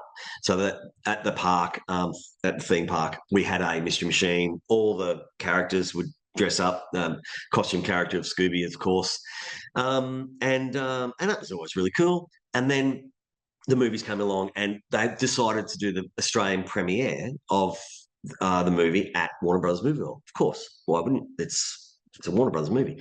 And we've got theaterettes played in and so on. So it was a really big deal. They built all these floats for it, and then they did the ride. They built the ride Spooky Coaster, which was fantastic. And I was honoured to be invited along to so they had Linda Cardellini, Velma, Isla Fisher, and myself as the three cast members. Oh, and Zarkos and a few others, but we were the main ones that did the interviews and things, and to do all the press for it and be there to cut the ribbon. So we actually went on the first official car that went through the ride, where my voice is in the ride. And the day was amazing, because I had all my colleagues that I'd known forever. This is 2001. I've been there for 10 years, doing everything. Like, I'd supervised the police academy venue for 6 years. I won Employee of the Year in 96, 97. I'd done a lot of things. I've been very high profile in the park, and then to come back and be the guest and the voice of the lead character of such a big movie, the biggest budget movie in Queensland at the time. Thus far, and the support and love that I got from all my colleagues, my fellow performers in the show and entertainment department, who I knew intimately forever and still great friends, were so supportive of me. They were just like, "Yes, Nilo, go!" That playing the zombies, and they were playing all the characters, doing all the press characters and so on the day, and they were just so pleased for me, which was lovely, because I'm not unlike other workplaces. We celebrate each other's successes because it's so hard. It's just rare that you get successes. So anytime any of us get a role or do things that's great, we were just like, good on you, go for it. I'm so proud of you and all that. Support, and it's always been like that with us. There's a beautiful group of people that I still hold in very high regard, and some of my best friends still is from theme park days, 35 years now. And I stayed for 14 and a half years in the Police Academy stunt show, and then I went back and drove in the Hollywood stunt driver show, which replaced Police Academy in 2015 for 3 years. What's that, 17 years at the park in total, and saw a lot of changes, and just, it was a great springboard for all of us to have careers in this industry. It was quite unique. And having that in at the park, were you peripherally aware that they were making that Scooby ride? Were you super, super involved? Like, what was the process? I was involved only for the voice part of it. So they did describe, I saw all the drawings and things leading into it, and what parts that they wanted the voice to be in, and I sort of gave them a bit of guidance as to what I should be saying, Scooby should be saying at certain points in the ride, because he's, all the way through there's animatronic Scooby saying different words depending on where the ride is at the time. So I sort of gave them a bit of my opinion on what I should say where. And then not for the building of it, of course, because that's a different department, but they did use in the load-in section of the ride, there's lots of original props and things from the movies that are in there, pretty cool to look at. Big screens of the movies, of course, running. So I didn't have that much involvement, but I was super excited, and I was just like, had all my paws crossed that they would that it would be good, because it's so important to have such an iconic ride be fantastic, and it was. It's just been renovated. I don't know if you know that. I do, yeah. Yeah. So and they've just put a teaser out. I get fans sending me things. So I've just, because my DMs are open, folks. You can DM me. You can email me. I'm not that popular yet. That it's still me getting back to everybody. Anyway, so a fan let me know that they've got the coming soon promo out at the moment, which has just come out in the last few days. So I'm hoping, they didn't contract me to do any other voice, so I assume that that's going to be the same voice that I did.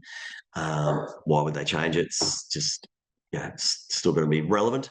But I hope it's going to be as good or even better than the first one, with 23 years technology of roller coasters. You would hope that it would be pretty amazing, and I hope it is, because I'd love to go and ride it and get the press involved and so on. Come on, Warner Brothers Movie World, get me there to reopen it. Yeah. 23 years later, marketing department, get on that. Just email me. You can email me. Go to my website, Scooby-Doo.neilfanning.com. Email me. Love to come along. Totally. So pre-renovation, for Scooby fans that maybe hadn't gotten there to see it, what does the ride take you through? Can you kind of just describe what the ride is? Well, I mean, I can't talk about the ride that was. I don't know about the new one, but Yeah, essentially, it's a mirror of the ride that they discovered in the castle. Same clown cars that you sit in and you go around, and it has all the moments. It used to have all the touch points of Scooby-Doo 1 in it.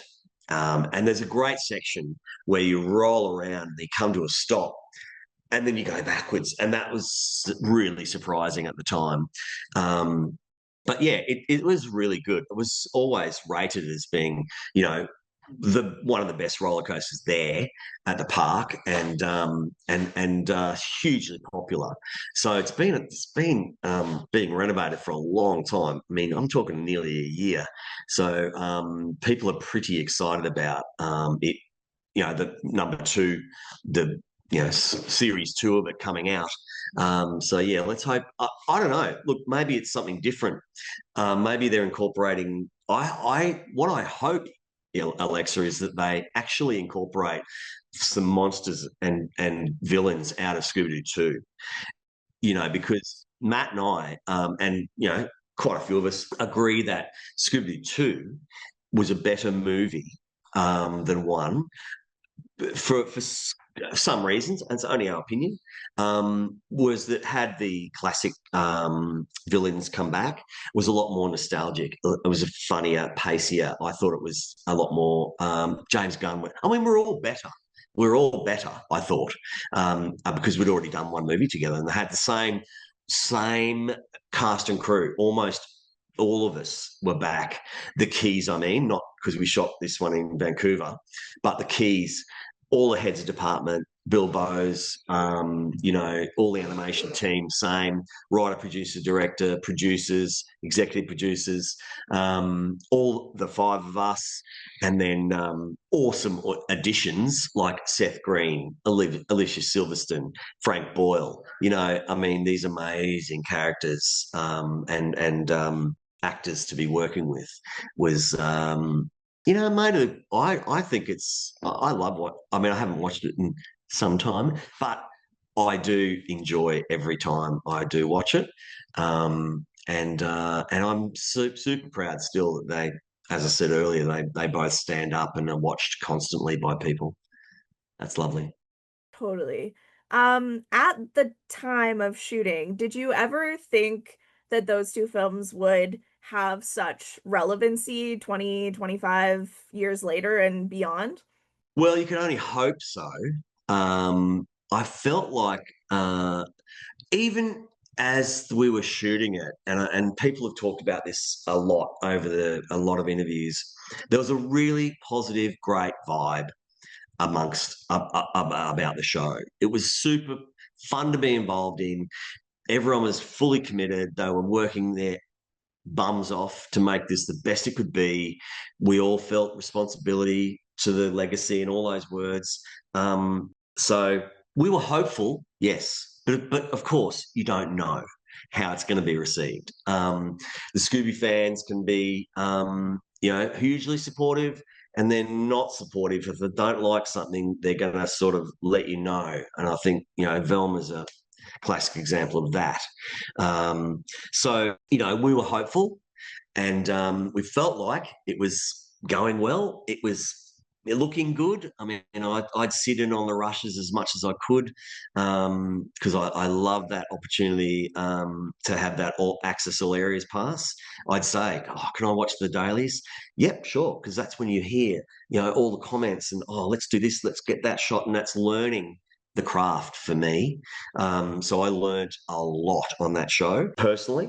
Like we had on Scooby-Doo 2, they brought the editor, Kent Bader, they brought him and his team up to Vancouver to start editing as we were shooting. So I would ask to go into Kent, and just him and I would just do some previs and ideas, and that was great because I had full freedom. I could do whatever I wanted because they were either going to use it or not. Didn't matter to me. Didn't matter to them, sorry, that I gave them options, a lot of which they kept. And so, that there was all these processes that were going on constantly. So you never know. But I think a good barometer of whether a show is going to be successful is when you step on set. And I've done this numerous times. You go onto set and doing stunts, and you go, "Oh, g'day, mate. How you going? What's this one like?" You've got a day or a week or a month on it, and they go, "Yeah, no, I think it's going to be good. I think it's good cast, and it's good vibe. I think it's going to go okay." Or they go, "No, it's not going to. It's no, not going to do very well," in their opinion. And most times the crew are right, in my experience. Could be, degrees of both of those things. I mean, a lot of my mates worked on Matrix. They thought, this is so weird. What is going on? And then bang. So you just don't know. But it's a lot of timing as well about when you release things, what's in vogue at the time. If you're shooting a Western and gangster movies are all in and you release it at that time, well, it's going to tank. So fortunately, both movies did really well. First one, blockbuster, amazing. Still at the time, sorry, it was the June record for Warner Brothers box office in their history up to 2001. It's been beaten now, but pretty big deal. We did $56 million in the first weekend. So that was a good sign. It was only cost 80 to make. So it did really well. And then off the back of that, doing the sequel, which did half as well, but there was a few distractions at the time, a little thing called Harry Potter had sort of come along and bit of diversion. But anyway, for whatever reason, we didn't do Scooby-Doo 3, which we all were contracted for, but it just the option just ran out because, as I say, Harry Potter came along, and Scooby-Doo was a tent pole for Warner Brothers at the time, and that's shows that prop up the studio, and they just diverted funds elsewhere, and it just didn't come to fruition. We wanted it all, but yeah, sometimes these things don't come off. However, I'm going to talk about the next iteration of Scooby-Doo, and that is the Netflix TV series, which is been announced in April last year with Berlanti Productions, who are located in the Warner Brothers lot at Burbank. So they've partnered up, and they're going to do a TV series of Scooby-Doo live action. Now, again, another fan let me know of this on socials. It had just been announced in America. I was shooting Return to Paradise here in Sydney then, and TV series, and it contacted me and said, "Nilo, have you heard this? This is you. This is you. Get on it." So I'm like, "Oh my God, I've been waiting at that time 22 years for this, something live action." So I did my research. I found a number for Berlanti Productions and rang them, that morning. And the guy answered and said, "Oh, look, yeah, great to hear from you. Wow, you're a bit early, way early. We've just announced it. We haven't even written the script or got a pilot done anything. We've just announced that it's happening." I said, "Great, okay. I haven't missed the opportunity because I've been waiting a long time to hopefully be considered. Let's just because I've done this twice for the movies and they went really well, and I'm passionate about it, and I feel like I can contribute to a whole TV series where you've got more time to explore the characters and what they're going to do." Because are you aware of what is being released thus far about the show? Up to date-ish. So it's a prequel. They have a script, and it's essentially my understanding, and this is all online, so I'm not blowing anything, but initially they are children, and Scooby will be a puppy. And what the story is, that Shaggy and his friend Daphne find a stray puppy, and they take him in because they think he's been witness to a mystery. And then they find out he can talk. That's all I know. Okay. So, yeah, I did that too. I thought, that sounds really cool. I'm really hopeful, and I just think they're going to do this, and I really, I'd be surprised if they didn't. Keep it PG or G. It's got to be for everybody, I think. The experiments otherwise have not really been popular, and that's because it's got to be having that same vein of accessibility for everybody, and honouring the tone of the cartoons and then the movies. The movies had double entendres, definitely, but that so did the cartoon. If you read into it. So yeah, look, I've been in touch with them for over a year. They are casting very soon in the next month. Okay. Yeah. So there's the scoop for you. You're right up to date with what I know. And I'm super hopeful that they, A, speak to me. I think they're going to. But B, I'd love to be involved because I feel like I can help kids. It's going to be children. I've worked with children a lot over the years, and to help their performance, to have me there looking at me, acting to me is going to be super helpful. I know the process, and yeah, I'm just got all my paws crossed that I can be back behind the mic and continuing on with what I love doing, and that's performing this amazing character. So, if anyone out there, any of the Unmasked Scooby-Doo audience want to contact Belanti Productions or Netflix or anybody, sign petitions, do whatever, I'm not going to stop you. Any support would be greatly appreciated.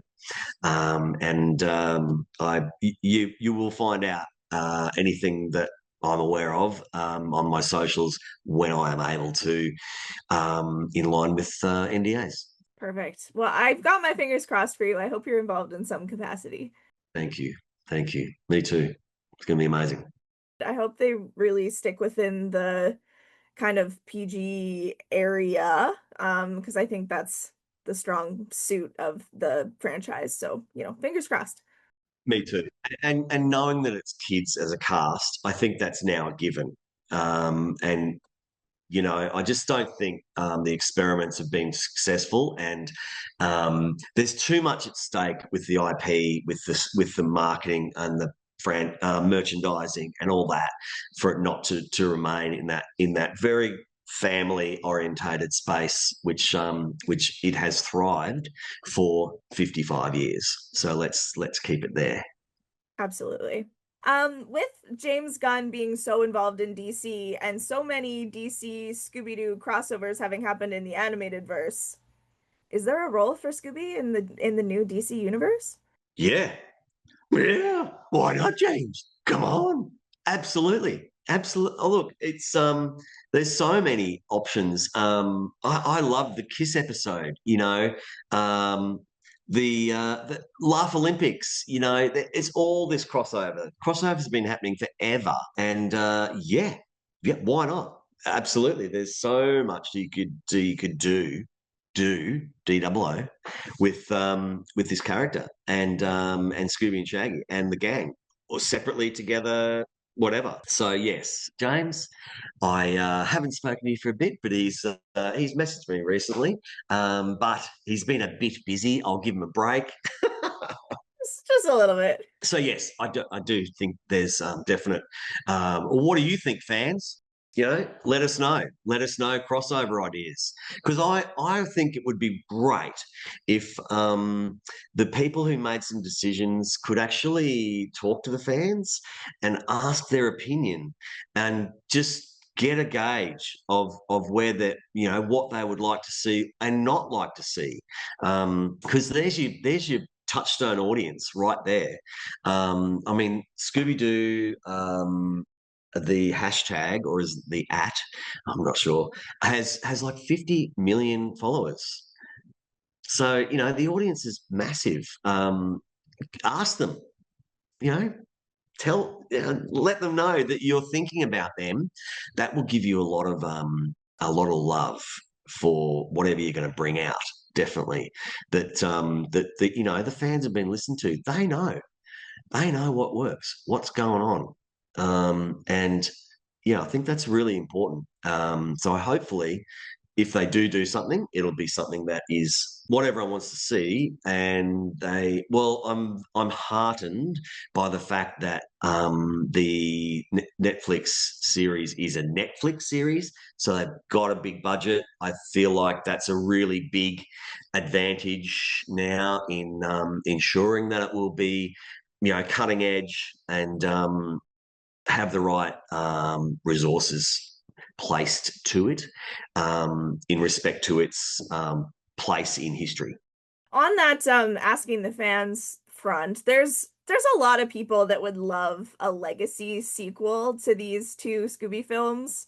Um, Not sure if any of the cast would be up for it, but would you be? Yeah, in a heartbeat. I'm ready to go. I'm chafing at the collar to be involved in anything Scooby. Absolutely. I don't look. This is just my opinion, but I'd be very surprised if the cast were to do anything as a gang. Again, just my opinion. I think I think possibly cameos would be lovely in the Netflix series, at least. I'd be surprised if that didn't happen, but Sarah's just gone on to Buffy again, and Matt's really busy, and Freddie's he's always got stuff happening. Linda's really in demand. So look, very difficult to get, schedules aligning. But yeah, I would hope so, but I would think not. And just to wrap up, because I've just segued into Matt and our schedules. So I promised you some information about us getting together, and it is that after so long, we are going to be reunited at a Comic-Con next year. Yet to be inked. So I can give the mystery is where in the world are we going to be reunited for the first time since 2003 and do a panel on stage together and get photos together of Scooby and Shaggy. It's the clues are it's not in Australia, it's not in the UK. Okay. I'm going to leave it at that. Okay. But that's all I'm saying. That's all I'm saying. I say too much. Look, we are both super, super excited about it. We haven't seen each other for a few years now, and to get together and relive all these things in this new space for me and the current space for Matt is going to be super exciting. So we cannot wait. Oh, that's so exciting. I'm so excited to hear that. It's so nice to have like some Scooby-Doo representation at cons. Yeah, absolutely. Well, let's hope. Look, the ultimate would be to get the whole cast together, the five of us. But that's possible. I mean, nothing's out of the realms of possibility. But yeah, it would take some work, and I'm working on things all the time to try and get Matt and I together. This has been in the works for since I've started doing Comic Cons. 2.5 years it's taken us for our schedules to finally line up. But anyway, we're excited. Oh, that's so exciting. I just have a couple questions left for you. One that I like to ask everyone that comes on the podcast is why do you think that a cartoon about a mystery-solving dog has held up for over 50 years now and is still such a vital part of pop culture? Yeah, I get this quite a bit, and really, I think it's that everyone can identify with each of the five main characters in some way, and it's when you feel comfortable with a character, you identify with that character, you're rooting for them, you are invested in their journey throughout the cartoon, the movie, the show, the whatever it is. I think that's what it is. The fact that everybody could see themselves in the characters. That was very clever of Hanna-Barbera and all the creatives when they first created the characters and who they were and what they were going to do. Um, there's a unique story. There's a unique mystery involved in every one of them. However, there is a formulaic, almost to the minute thing that happens that are again comfortable. You've got the montage of them discovering the mystery, splitting up. All these touch points throughout the 26-minute cartoon was comfortable. Again, it was routine, but it was different each time. And when it got a bit scary, Scooby and Shaggy would be there to come out with the comedy to break the drama and keep it light. So it's very unique. Other cartoons were when you look at them, they seemed fluffy. They just seemed, there's not much story going on here. It's a bit naff, some of them. I mean, they were great, but Scooby was like on a higher plane, and it also had these double entendres about, how you interpreted each character as well. So I think it was the whole package, and the fact that all those things in the background of your screen there behind you are so iconic and cool and chic. The artwork, the theme song, the character of Scooby. Everyone loves their dog, and the friendships that so many things, isn't there? And the fact that they all stuck together, and they came together. Everyone had their own thing to contribute. It's multi-layered, but that's what it takes possibly to have a character like this still getting more popular as the years go by, it seems. And 55 years later, we're still here talking about what a great show it was, and it is. One thing that we didn't touch on was the video game adaptation of the film, and your voicing on that. What was the process for that, and what are the differences between being on set for the films and then voicing for the game? Yeah, so the game was cool. I'm not really a gamer. That's not my demo. However, I was really excited to do a PC game. My kids were playing them at the time. PC, so you're putting a disc into a PC. Anyway, it was 2001. It's a different time. But lots of fun. But essentially, I was in the studio, didn't see anybody. It was post the show, and they just sort of explained what was happening throughout the game to me, and I just put down lots and lots of versions of things. It didn't take very long, to be honest, and they just used what they thought was appropriate at the moment in the game. Used them multiple times, I think. It's a long time since I've played it. But I do have a few copies of it still myself. And sometimes I actually bring my memorabilia along to shows and sign them for people, people who are doing it tough, people in wheelchairs or, charity things, sign them and just look, hopefully get some money for them, put it on your auction, those sorts of things. It's nothing for me, but look, it's giving back and being kind. Kindness is free. Spread that stuff like there's no tomorrow. For me, every interaction has got to be nice. You could make someone's day at the supermarket just by saying, "Oh, good day, Jill. How are you? What's your day been like?" And have a chat and just be nice. And I think same with respect to bus drivers and people who are just doing their thing to get through their day. Thanks, bus driver. It's not much. These interactions are pretty important. So yeah, that's where I am. I'm at. Spread the love. Absolutely.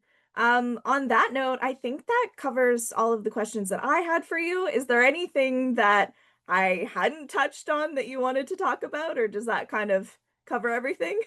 I think we've covered a lot. I'm just really enjoying, reliving all these great memories for me and going back into my Scooby files and revealing things. So jump on my socials, guys, and keep up to date with what's happening. The Netflix series, Matt and I getting together, all that stuff. I'm excited. Thank you so much for taking the time to speak to me, Alexa, and to all the Unmasked Scooby-Doo fans, thank you so much for listening to me rattle on. Thank you, Alexa. It's been great to talk to you and all your fans on the Scooby-Doo Unmasked podcast. It's been Neil Fanning. Scooby-Doo-Doo! And that concludes today's episode. Another huge thank you to Neil Fanning for taking the time to chat with me. For more Scooby content, be sure to check at Unmasked SD Podcast on Instagram or on TikTok at Unmasked SD. You can also always find the podcast at unmaskedsdpodcast.com. If you like this episode and want to hear more, also make sure to check those social media channels or the website. Or you can listen to older episodes wherever you like to get your podcast fix. Thanks for listening, and keep an ear out for the next episode. Scooby-Dooby-Doo!